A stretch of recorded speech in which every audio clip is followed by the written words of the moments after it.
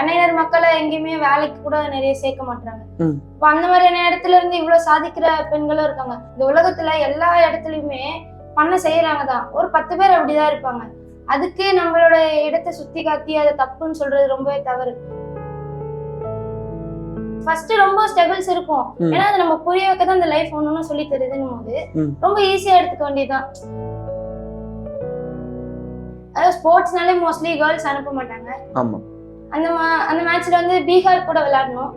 ரொம்பவே நம்மள தமிழ்நாட்டுல இருக்க பிளேயர்ஸ் நம்ம நல்லா விளையாடுவோம். நம்ம தமிழ்நாடு பிளேயர்ஸ் அது அவங்க விளையாட ஜெயிக்க கூடாது அப்படின்னு பண்ணாங்க.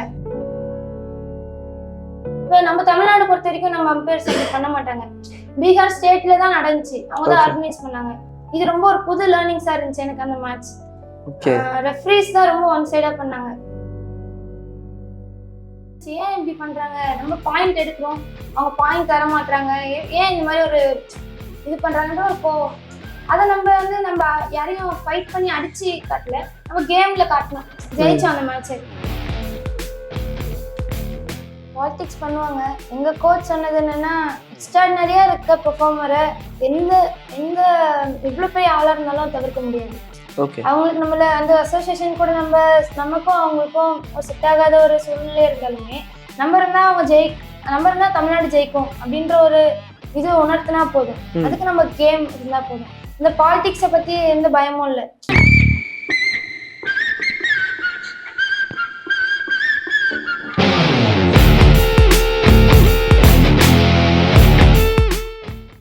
வணக்கம் மக்கள், திஸ் இஸ் விஜய் பிரானேஷ். நீங்க பார்த்துட்டு இருக்கிறது டேக் ஒன் தமிழ். இன்னைக்கு என் கூட இருக்க ஒரு ஸ்பெஷல் கெஸ்ட் யாரு அப்படின்னா, இவங்களை பத்தி கேள்விப்பட்ட உடனே இவங்களோட வீடியோஸ், இவங்க விளையாடுற விதம் பார்த்தோன்னே எங்களுக்கு ரொம்பவே இன்ஸ்பைரிங்கா இருந்தது. இவங்க இந்த அளவு விளையாடுறதுக்கு, இந்த அளவு முன்னேறி வந்ததுக்கு பின்னாடி கண்டிப்பா பல கதைகள் இருக்கும். ஸோ அதை பத்தி தான் இன்னைக்கு நம்ம கேட்டு தெரிஞ்சுக்க போறோம். இன்னைக்கு என் கூட தமிழ்நாடு கபடி பிளேயர் கார்த்திகா இருக்காங்க. அவங்க கிட்ட நிறைய விஷயங்கள் அவங்கள பத்தி கேட்டு தெரிஞ்சுக்க போறோம். வாங்க பேசலாம். வணக்கம். உங்களை சந்திச்சதுல ரொம்ப ரொம்ப சந்தோஷம் மேம். முதல்ல உங்களை பத்தி எங்க ஆடியன்ஸ்க்கு சொல்லுங்க. என் பேர் வந்து கார்த்திகா. எனக்கு 15 வயசு ஆகுது. நான் 10th ஸ்டாண்டர்ட் படிக்கிறேன். நான் 6th ஸ்டாண்டர்ட் படிக்கும் போது எங்க மம்மி வந்து நார்மலா ஸ்போர்ட்ஸ்ல இருந்தா நல்லா இருக்கும் அப்படின்னு சேர்த்து விட்டதுதான் கபடி. கபடியை பத்தி ஒரு பெரிய ஒரு எனக்கு தெரியாது கபடினா என்னன்னு சின்னதுல. அப்போ ஒரு ஆசைப்பட்டு தான் வந்து சேர்ந்தோம். எங்க கோச் வந்து ராஜி சார் வந்து கேக்குறப்ப நார்மலா எல்லாரையும் சேர்க்கிற மாதிரி தான் சேர்த்தாங்க. அதுக்கப்புறம் கபடி மேல ஒரு விருப்பம் எப்ப வந்து தெளிவா கபடி கத்துக்கிட்டேன்னா, ஃபர்ஸ்ட் சப் ஜூனியர் நேஷனல் வந்து 2021 அந்த டைம்ல விளையாடினேன். ஏன்னா எங்க கோச் சொல்லுவாங்க, நார்மலா நம்ம எல்லாரும் இருக்க மாதிரி இருந்துட்டு போக கூடாது. இப்ப தோனி சார் எடுத்துக்கிட்டா அவர் வாழ்க்கையில நார்மலா இருக்க மனுஷன் இல்ல. எல்லாரும் கிரிக்கெட்டரா இருக்காங்க. ஆனா அந்த ஒரு இடத்த அடையிறது ரொம்ப ஒரு பெரிய விஷயம். அது எனக்கு ஈஸியா புரிஞ்சிருச்சு. ரொம்ப ஈஸி தான். நம்ம வாழ்க்கையில பிறந்தோம் இறந்தோம்னு இருக்க கூடாது. நமக்கு நம்மளோட வரலாறு நம்ம தான் எழுதணும். நம்ம யாருன்றத நம்ம திரும்பி பார்க்க வைக்கணும். அப்ப நார்மலா தோணுச்சுதான், நம்ம வேர்ல்டு பெஸ்ட் கபடி பிளேயர் ஆகணும். எங்க டீம்ல நிறைய பேர் இருக்கும். எங்க டீம்ல இருக்க எல்லாரும் சொல்லுவோம். ஃபர்ஸ்ட் இப்பதான் அதை உணர ஆரம்பிக்கிறேன். ஏன் நம்ம இது மாதிரி சொன்னோம், நம்ம கோச் ஏன் நமக்கு இப்படி சொல்லி கொடுத்தாங்க. இப்போ வேர்ல்டு பெஸ்ட் கபடி பிளேயர் ஆகுறது கஷ்டம்லாம் இல்ல, ஈஸி தான். அப்ப இதெல்லாம் புரிஞ்சுக்கணும். மென்டலியும் ஃபிட்டா இருக்கணும், பிசிக்கலியும் ஃபிட்டா இருக்கணும். அப்படி இருந்தாலே போதும். நம்ம தோனி சார் மாதிரி ஆயிடும். அப்பா அம்மா எந்த அளவு சப்போர்ட்டிவா இருக்காங்க? யார் உங்க அப்பா அம்மா கிட்ட வந்து பர்மிஷன் எல்லாம் வாங்கி தராங்க? பரவாயில்ல பொண்ணு போய் விளையாட்டு வந்து யார் வந்து பர்மிஷன் வாங்கி தராங்க? அதாவது ஸ்போர்ட்ஸ்னாலே மோஸ்ட்லி கேர்ள்ஸ் அனுப்ப மாட்டாங்க. ஆமா. எங்க மம்மி வந்து நார்மலா ஸ்போர்ட்ஸ்ல இருந்தா நல்லா இருக்கும், பொண்ணு ஆக்டிவா இருப்பாங்க அப்படின்னு தான் அனுப்பி விட்டாங்க. இல்ல அம்மா வந்து நார்மலா ஸ்கூல்ல நம்ம ஸ்போர்ட்ஸ் டேல பார்ட்டிசிபேட் பண்ணுவோம்ல, அந்த மாதிரி பார்ட்டிசிபேட் பண்ணிருக்காங்க. அம்மாவுக்கு அதுல ஒரு இன்ட்ரெஸ்ட். நம்மளும் சின்ன வயசுல இந்த மாதிரி நிறைய சின்ன சின்ன கப்பெல்லாம் வாங்கியிருப்பாங்களே, அந்த மாதிரி நம்ம பொண்ணும் வாங்கணும் அப்படின்ட்டு அந்த ஒரு ஆசை. அதே மாதிரி எங்க அம்மாவும் ரொம்பவே என்ன மோட்டிவேட் பண்ணுவாங்க. மார்னிங்ல எல்லாம் எழுந்து போக, சின்ன பசங்க எல்லாம் எழுந்துக்க மாட்டாங்க. ஒரு 5 o'clock எல்லாம் கண்டிப்பா அது ரொம்ப கஷ்டம். நம்மளே கொஞ்சம் இன்னைக்கு ரெஸ்ட் எடுத்துக்கிறேன், டயர்டா இருக்கு அப்படின்னாலும் எழுந்து போக வச்சிருவாங்க. நிறைய மோட்டிவேட் பண்ணுவாங்க. நமக்கு தேவையான ஃபுட்டு, நமக்கு தேவையான கிட்டு எல்லாமே காஸ்ட்லியா தான் இருக்கும். அம்மா எதுவுமே நம்மகிட்ட காமிச்சிக்காம வாங்கி தந்துருவாங்க. அப்பாவும் நல்லா சப்போர்ட் பண்ணுவாங்க. எனக்கு ரொம்ப ரொம்ப ஹெல்ப்ஃபுல்லா இருக்கிறது எங்க மம்மி தான். ஹியூமிலியேட் ஆகி தோக்குறதுன்னு ஒரு விஷயம் இருக்கும். நம்ம நார்மலா பக்கத்துல போய் க்ளோஸா தோக்குறதுக்கும், இவன் என்னப்பா பிளேயருங்கிற மாதிரி நம்ம ஒரு மேட்ச் வந்து தோத்துருப்போம். அந்த மாதிரி ஏதாவது ஒரு மேட்சஸ் உங்களுக்கு இருந்திருக்கா? இது வரைக்கும் எனக்கு அந்த மாதிரி மேட்சஸ் எதுவுமே இருந்தது இல்லை. ஆனா லாஸ்ட் சப் ஜூனியர் இந்த ஒரு 2 months முன்னாடி 1 month முன்னாடி போனோம். அந்த மேட்ச்ல வந்து பீகார் கூட விளையாடணும். ரொம்பவே நம்மள தமிழ்நாட்டுல இருக்க பிளேயர்ஸ் நம்ம நல்லா விளையாடுவோம். நம்ம தமிழ்நாடு பிளேயர்ஸ் அது அவங்க ஜெயிக்க கூடாது அப்படின்னு பண்ணாங்க. நம்ம தமிழ்நாடுக்குள்ள நான் நிறைய மேட்ச் விளையாடிருக்கேன். நார்த் சைட்ல ஒரு 6 matches 6 டோர்னமெண்ட் தான் நம்ம அட்டன் பண்ணிருக்கோம். நேஷனல் மட்டும் தான் மோஸ்ட்லி நார்த் சைட்ல நடக்கும். இப்ப நம்ம தமிழ்நாடு பொறுத்த வரைக்கும் நம்ம அம்பையர்ஸ் அப்படி பண்ண மாட்டாங்க. பீகார் ஸ்டேட்ல தான் நடந்துச்சு. அவங்க தான் ஆர்கனைஸ் பண்ணாங்க. அதனால அப்படி பண்ணாங்க. இது ரொம்ப ஒரு புது லேர்னிங்ஸா இருந்துச்சு எனக்கு அந்த மேட்ச். ரெஃப்ரீஸ் தான் ரொம்ப ஒன் சைடா பண்ணாங்க. அப்போ ஒண்ணு புரிஞ்சுக்கிட்டேன். ஃபர்ஸ்ட் ரொம்ப ஸ்ட்ரகிள்ஸ் இருக்கும். ஏன்னா அது நம்ம புரிய வைக்கதான் அந்த லைஃப் ஒண்ணு சொல்லி தருதுன்னும் போது ரொம்ப ஈஸியா எடுத்துக்க வேண்டியதுதான். என்ன அதுல ஒரு விஷயம் இருக்கும், ஒரு டெக்னிக் இருக்கும். அந்த டெக்னிக் புரிஞ்சா நான் ஈஸியா செஞ்சிடலாம் அந்த ஒர்க்கை. அதனால எனக்கு என் கோச் எல்லாமே ப்ரிகாஷனா எல்லாமே ரெடி பண்ணி சொல்லி கொடுத்துருக்காங்க. அதனால எனக்கு இப்போ என் லைஃப் ரொம்ப ஈஸியாவே போகுது. எப்படி ஒரு வின்னிங் மூமெண்ட்டை எப்படி எடுத்துக்கணும்ன்றது நமக்கு தெரியும். வின்னிங் மூமெண்ட்ல இருந்து நிறைய கத்துப்போம். அதோட தோல்வியில இருந்து நிறைய கத்துட்டு இருப்போம். தோல்விதான் நமக்கு ரொம்ப ஒரு இப்ப நான் செஞ்சதோட இன்னும் என்ன செய்யணும்ன்றத ஒரு எடுத்துக்காட்டா காமிக்கும். கண்டிப்பா அது எல்லாத்தையும் எப்படி எடுத்துக்கணும்னு தெரியுது. அதுக்கேற்ற மாதிரி நம்மளும் வாழ்ந்துகிட்டு போறோம். கண்டிப்பா. ஸோ அந்த மேட்ச்ல தான் பார்க்கும்போது ஒரு மிகப்பெரிய கோபத்தை நீங்க வந்து ஆன் ஃபீல்டுல வெளிப்படுத்துறீங்க. அதாவது அந்த ஒரு போய் கேள்வி கேட்ட விதமா இருக்கட்டும், அந்த டீமுக்காக பேசின விதமா இருக்கட்டும், அவ்வளோ ஒரு கோபம் வந்தது அவங்களுக்கு அந்த இடத்துல. ஆமா, நம்ம தமிழ்நாடு டீம் கேப்டன், எனக்காக நம்ம தமிழ்நாடே இருக்கு. இந்தியாவுக்காக விளையாடும் போது நம்ம இந்தியாவே நம்மளை நம்பி இருக்கு. இப்போ ஒரு ஆர்மி மேன் எடுத்துக்கிட்டாலும் அப்படிதானே இருக்கும். நம்மளோட நாட்டுல எவனும் கொண்டு போடுறாங்க அப்படின்ற ஒரு இதுதானே இருக்கும். இப்போ அதே மாதிரிதான் இருந்துச்சு. ஏன் இப்படி பண்றாங்க, நம்ம பாயிண்ட் எடுக்கிறோம், அவங்க பாயிண்ட் தர மாட்டாங்க, ஏன் இந்த மாதிரி ஒரு இது பண்றாங்கன்ற ஒரு கோவம். ரெஃப்ரீஸ் அந்த மாதிரி பண்ணாங்க. ரொம்ப நமக்கு ஒன் சைடா பண்ணும் போது நம்ம பாயிண்ட் கொஞ்சம் கம்மியாயிட்டோம். அப்ப நம்ம பாயிண்ட் எடுக்கணும் போது அவங்க டச் பண்ணிட்டு வந்தோம்னா அப்படி கை கூட தள்ளி விடுவாங்க. அப்ப அந்த அவங்கள பிளேயர் இப்படி இழுத்துட்டுனா அந்த அவங்க லைன் டச் பண்ணிட்டாங்கன்னா அவங்க வெளியே போய் நம்ம இன்னொரு பாயிண்ட்டுக்கு விளையாடலாம். அந்த மாதிரிதான் அவங்கள நான் டச் பண்ணிட்டு வந்தேன். சரி சும்மா ட்ரை பண்ணேன். அவங்க வெளியே போகணும்னு அவங்கள பாயிண்ட் லைனை மிதிச்சிட்டாங்க. அதனால போங்க அப்படின்னு சொன்னேன். அதை நம்ம யாரையும் ஃபைட் பண்ணி அடிச்சு காட்டல, நம்ம கேம்ல காட்டணும். ஜெயிச்சோம் அந்த மேட்ச். ஸ்போர்ட்ஸ்லயா இருக்கட்டும் இல்ல நார்மலா இவங்களை நான் இன்ஸ்பயர் பண்ணி தான் வந்து என்னோட லைஃப் ரன் பண்றேன்னா யாராவது இன்ஸ்பிரேஷன் எடுத்திருக்கீங்களா நீங்க? இன்ஸ்பிரேஷன்னா எங்க கோச் தான். கோச்சுக்கு ரொம்ப தேங்க் பண்ணணும். எங்க கோச் பேர் ராஜி சார். நாங்க எல்லாம் கண்ணகி நகர்ல தான் இருக்கோம். ஓகே.